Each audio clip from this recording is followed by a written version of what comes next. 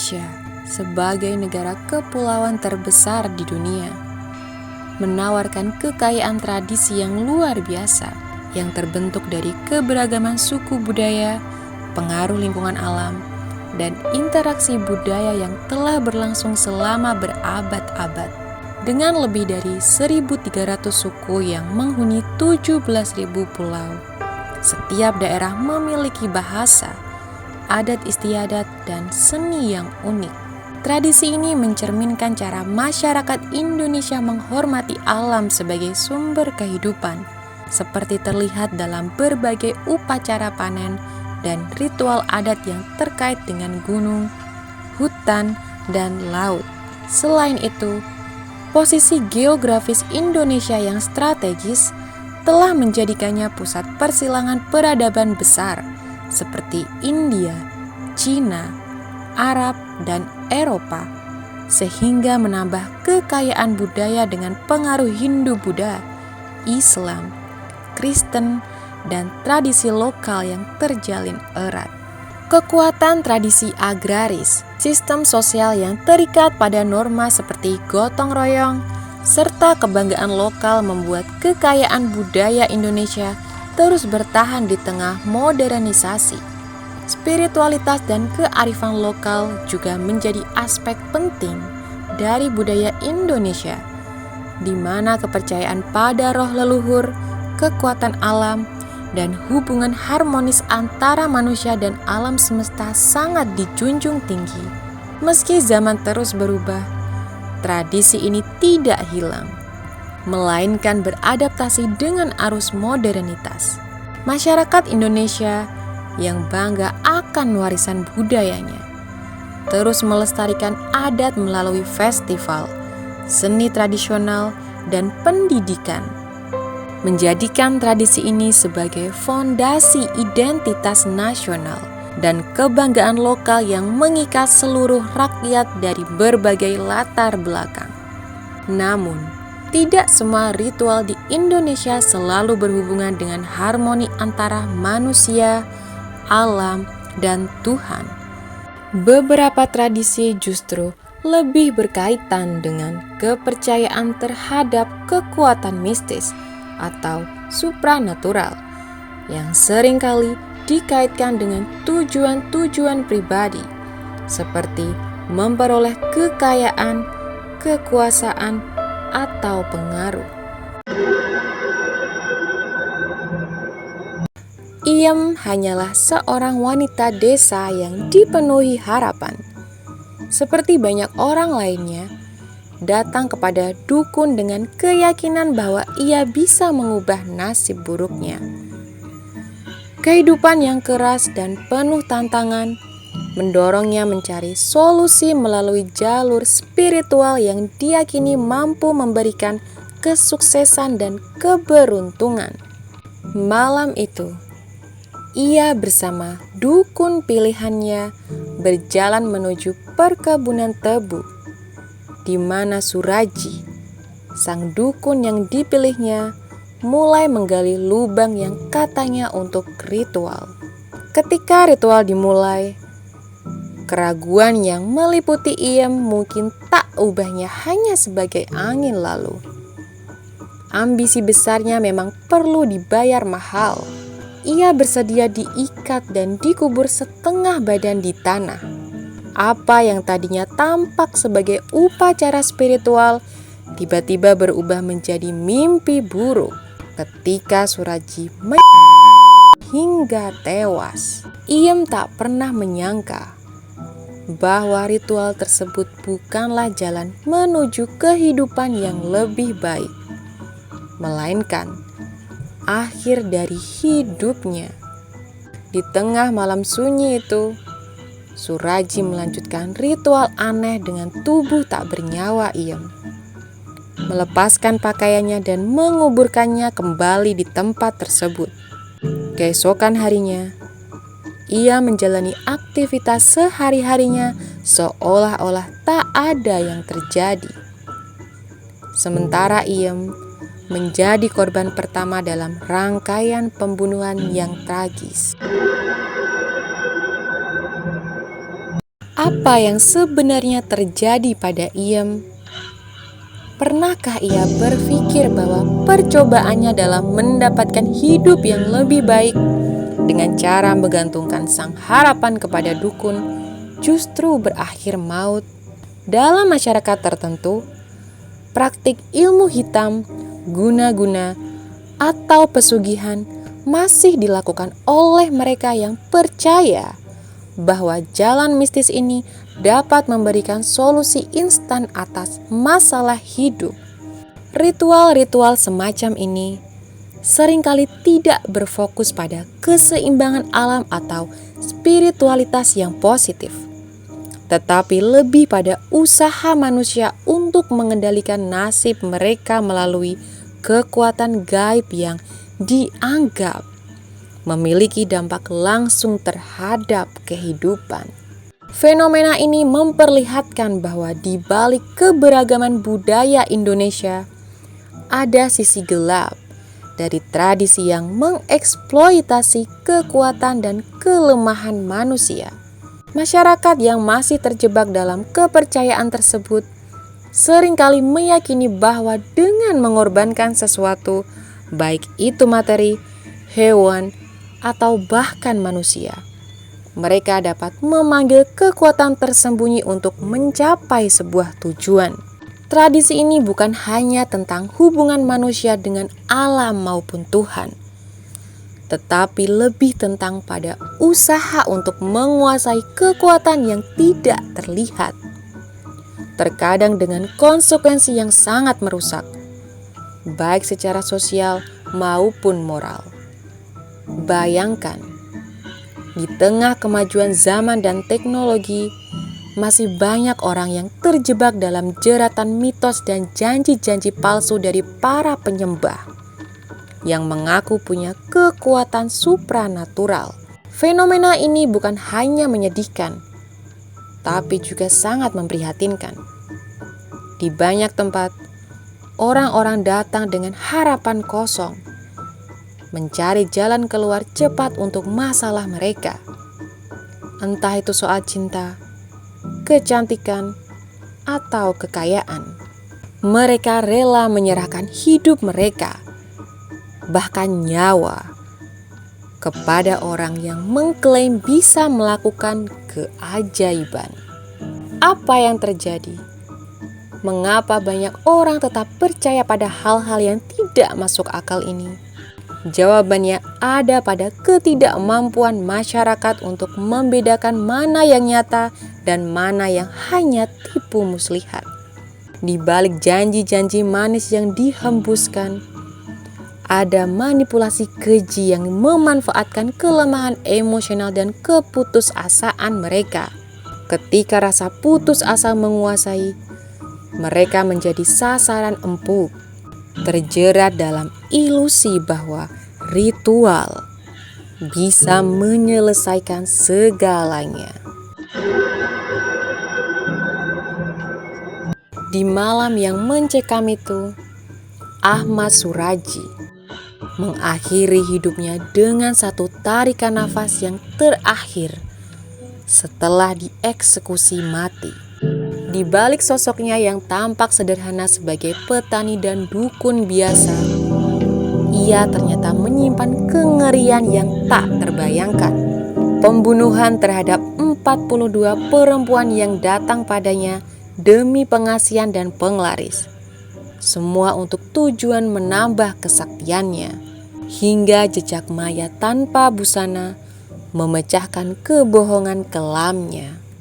Suradji, sebelum kasusnya terungkap, dikenal sebagai dukun di wilayahnya. Tetapi tidak semua orang di sekitarnya menyadari keterlibatannya dalam praktek ilmu hitam yang mengerikan. Banyak dari tetangga dan orang yang mengenalnya mungkin melihatnya sebagai seorang dukun yang biasa saja, yang sering dimintai bantuan untuk masalah-masalah umum seperti kesehatan, keberuntungan, atau persoalan kehidupan lain. Ahmad Suradji dilahirkan pada tanggal 10 Januari 1949 dengan nama Nasib. ia hanya menamatkan pendidikan hingga sekolah dasar. Masa mudanya dilalui sebagai pencuri lembu di Kecamatan Stabat, Kabupaten Langkat. Ketika mencuri, Ahmad Suradji sering menggunakan kelewang. Sebab itulah, ia menerima julukan nasib kelewang oleh rekan sesama pencuri. Nasib kelewang kemudian ditangkap dan dipenjarakan karena kasus pencurian lembu. Setelah dibebaskan dari penjara, ia menerima julukan lamanya, yaitu sebagai Ahmad Suradji. Setiap pasien yang datang diwajibkan membawa kembang telon, kemenyan putih, kemenyan Arab atau buhur, dan sepasang jeruk purut. Namun, syarat utama adalah mereka harus siap diikat dan dikubur setengah badan di tempat sunyi pada malam hari, serta tidak boleh memberitahukan ritual tersebut kepada siapapun. Bisikan gaib yang diterimanya tidak membuatnya merasa cukup hanya dengan membunuh Iem pada 1986 kala itu. Pada tahun 1997, Suradji menyambut Dewi dengan senyuman dingin. Ditemani obrolan singkat, Dewi menyampaikan segala keluh kesahnya, berharap mendapatkan jawaban. Suradji menawarkan sebuah ritual yang menurutnya akan membantu Dewi mencapai tujuan hidupnya. Dewi yang sudah putus asa mengikuti semua instruksi Suradji tanpa banyak tanya. Mereka berjalan perlahan ke ladang tebu. Suradji membawa tali dan cangkul, seolah hanya bagian dari ritual yang dijanjikannya. Namun, semakin dalam mereka melangkah ke area sunyi tersebut, ada sesuatu yang berubah dalam suasana. Meski malam semakin pekat, Dewi tidak menyangka bahwa perjalanan ini adalah yang terakhir baginya. Setelah tiba di lokasi, Suradji mulai menggali tanah dengan cekatan. Ini adalah bagian dari ritual, katanya meyakinkan. Dewi menuruti setiap arahannya. Bahkan saat ia diminta masuk ke dalam lubang yang telah digali. Dalam kebingungan dan kekuatan yang mulai merayap, Dewi mulai merasakan bahwa ada sesuatu yang tidak beres. Suradji mengikatnya dan mulai mengubur tubuhnya dengan tanah hingga tertanam setengah badan. Ketika Suradji mendadak menutup hidung dan mulutnya, Dewi hanya mampu merasakan dingin yang menyergap. Detik-detik terakhir hidupnya memudar di tengah malam pekat. Tubuhnya tidak lagi bergerak. Namun, kisah tragis Dewi tidak berhenti di situ. Selama 4 hari penuh, jasadnya yang tak lagi bernyawa tergeletak di sana. Hingga seorang pemuda menemukannya di ladang tebu tersebut. Desa aman damai pun geger. Hingga terkuaklah kesadisan dukun tersebut selama ini. Ternyata, secara total, Suradji telah membunuh 42 perempuan secara kejam. Motif dan pola pembunuhan yang dilakukan Suradji terus berulang pada setiap korban-korbannya. Korban kedua, Yusniar alias Niar, menjadi korban pada Maret 1987. Kemudian disusul oleh Tomblok, seorang perempuan yang dibunuh sekitar 1988. Kemudian ada Rusmina alias Poppy yang dibunuh pada Agustus 1989. Diikuti Diduk dan Rusmiani alias Anis pada Juni 1992. Tak lama setelah itu, Sulianti alias Yanti menjadi korban pada bulan yang sama. diikuti Irdayanti pada 28 Oktober 1992, Sadiem pada 17 Desember 1992, dan Kunyil pada Januari 1993. Polsek Sunggal segera menerjunkan tim untuk menyelidiki kasus ini. Awalnya, perhatian penyelidik tertuju pada Tumin, mantan suami Dewi, mengingat pertengkaran dalam rumah tangga mereka sering menjadi sorotan. Perselisihan yang berlangsung di antara mereka bukanlah hal kecil, dan beberapa tetangga bahkan pernah menyaksikan amarah di antara keduanya. Sebagian besar masyarakat percaya bahwa konflik tersebut bisa memunculkan motif yang jelas bagi Tumin untuk bertindak kejam terhadap mantan istrinya. Namun, seiring penyelidikan yang lebih dalam, kurangnya bukti dan kesaksian yang relevan membuat kecurigaan terhadap Tumin perlahan mengendur, membuka jalan bagi tersangka lain yang lebih gelap. Hingga pada akhirnya, seorang warga bernama Andreas mengaku pernah mengantarkan Dewi ke rumah Suraji untuk konsultasi sebelum dia dinyatakan menghilang. Polisi pun mendatangi rumah Suraji. Meski Suraji mengakui bahwa Dewi pernah datang ke rumahnya, dia mengatakan bahwa Dewi pulang ke rumah sendiri setelah maghrib. Karena bukti yang ada tidak cukup, penyelidikan sempat terhenti. Namun, penyelidikan kembali menggeliat ketika polisi menemukan pola dalam laporan orang hilang dari beberapa tahun terakhir. Banyak dari mereka adalah pasien Suraji. Penggeledahan di rumah Suraji mengungkapkan sejumlah pakaian dan perhiasan perempuan, termasuk milik Dewi. Akhirnya, Suraji bersama ketiga istrinya, yaitu Tumini, Tuminah, dan Ngatiah, ditangkap.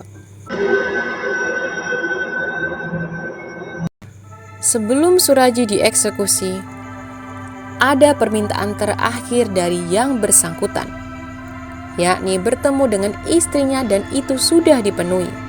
Hal tersebut diungkap oleh Kepala Pusat Penerangan Hukum Kejaksaan Agung DB Nainggolan kepada wartawan di Jakarta pada 11 Juli 2008. Agaknya kita perlu berpikir, di balik kata-kata formal tersebut terbayang sebuah pertanyaan besar. Apa sebenarnya yang disampaikan Suraji dalam pertemuan terakhirnya dengan Tumini? Apakah dirinya mengungkapkan penyesalan atau justru mengungkapkan sesuatu yang lebih gelap dan penuh makna tersembunyi? Apakah ia memberitahu istri-istrinya tentang motivasi di balik serangkaian pembunuhan brutalnya, atau hanya meninggalkan mereka dengan lebih banyak pertanyaan daripada jawaban? Dalam kegelapan malam yang menjelang eksekusi kala itu, hanya satu hal yang pasti. Pertemuan terakhir itu mungkin bukan hanya tentang memberikan perpisahan, tetapi juga sebagai cermin dari keputusasaan dan kebingungan yang tak terpecahkan dari seorang pembunuh yang menghadapi akhir hidupnya.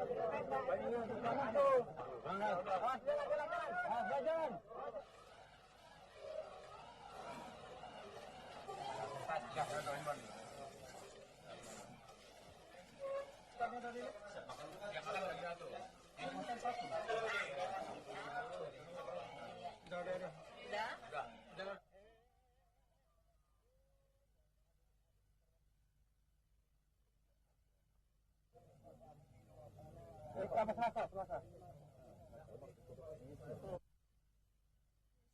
from Reuters Television.